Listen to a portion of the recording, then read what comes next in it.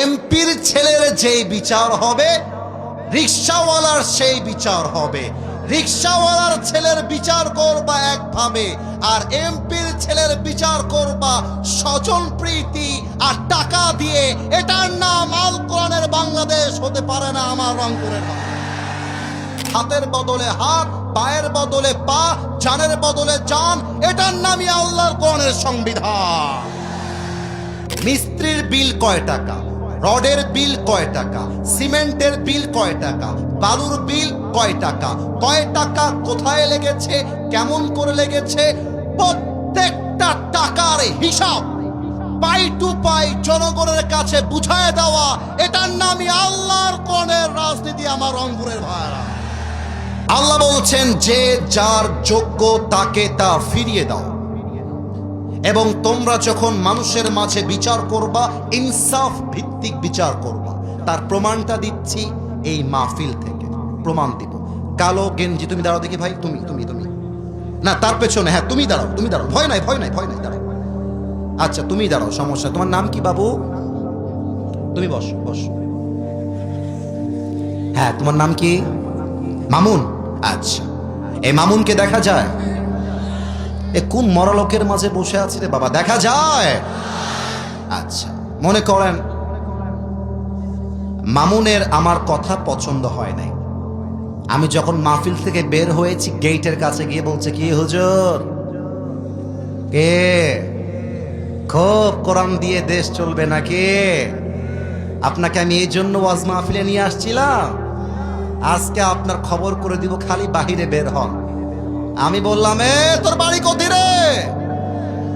রাজশাহীর ভাষা, তোর বাড়ি কোথায় রে? এক ধর তো, কে আছে ধর তো। আমার স্টাফরা ওকে ধরছে, কথার কথা। আমি অভিনয় করছি, but it is the reality. আমি বাস্তবে আপনাকে বোঝাবো কোরআন দিয়ে দেশ চললে কত শান্তি আমরা পাবো, কত ইনসাফ আমরা পাবো। মামুনের সঙ্গে আমার ঘুষাঘুষি লেগে গেল।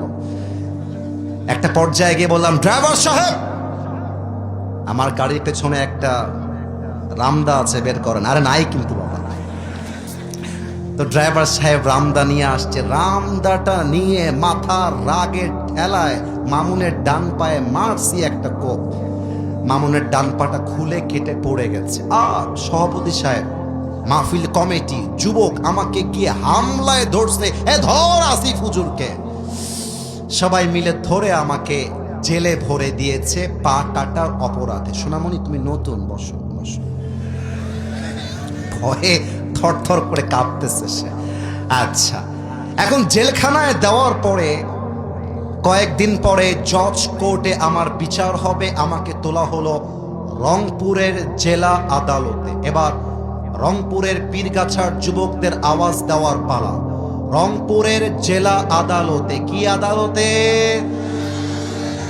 আমাকে তোলার পরে জজ সাহেব বলছে, হুজুর আপনার চেহারাও সুন্দর, ওয়াজও সুন্দর, কিন্তু মানুষটা আপনি ভালো না।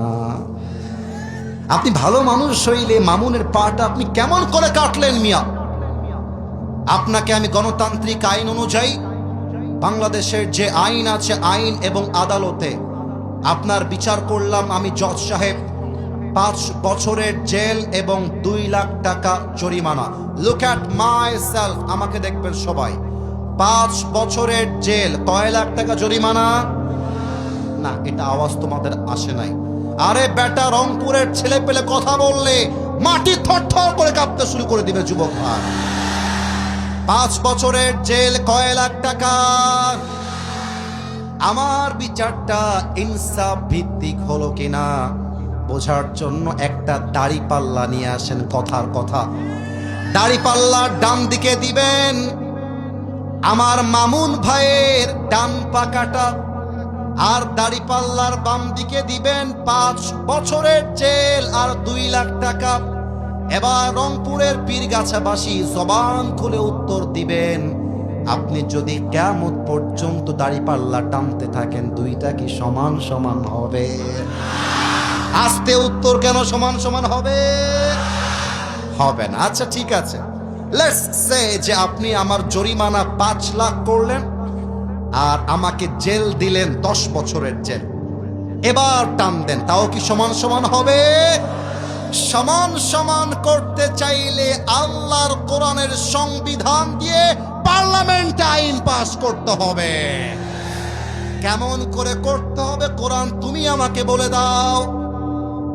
কোরআন তার জবাব দিচ্ছে, وَكَتَبْنَا عَلَيْهِمْ فِيهَا أَنَّ النَّفْسَ بِالنَّفْسِ وَالْعَيْنَ بِالْعَيْنِ وَالْأَنْفَ بِالْأَنْفِ وَالْأُذُنَ بِالْأُذُنِ وَالسِّنَّ بِالسِّنِّ وَالْجُرُوحَ قِصَاص।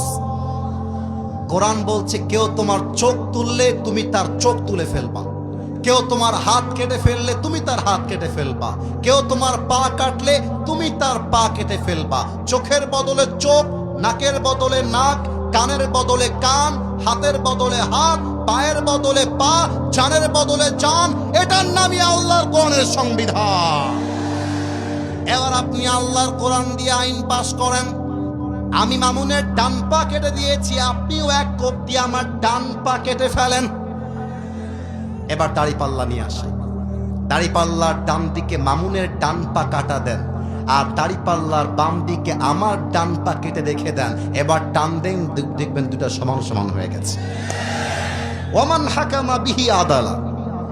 এই কোরআন দিয়ে যে বিচার করবে সেই তো ইনসাফ ভিত্তিক বিচার করতে পারবে। আর একটা ছোট্ট কথা বলবো, আব্বাজান আমার দিকে একটু তাকাবেন। আব্বাজান আমার কথা মাইন্ডে নেবেন না। আমার আব্বাজানকে দেখা যায়? তোমরা আবার মনে দেখা যায়? মনে করেন আমার আব্বা হচ্ছে এই রংপুরের এলাকার এমপি, কথার কথা। আর আমি হলাম একজন রিকশাওয়ালার সাধারণ ছেলে। এখন বাবার ছেলে হচ্ছে এইটা। তো সে যদি কোনো অন্যায় করে ফেলে তাকেও পুলিশ ধরবে, আমাকেও পুলিশ ধরবে। কোরআনের রাজনীতির অর্থ হচ্ছে এমপির ছেলের যেই বিচার হবে রিকশাওয়ালার সেই বিচার হবে। রিকশাওয়ালার ছেলের বিচার করবা একভাবে, আর এমপির ছেলের বিচার করবা স্বজন প্রীতি আর টাকা দিয়ে। এটার নাম আল কোরআনের বাংলাদেশ হতে পারে না আমার রংপুরের। Same justice.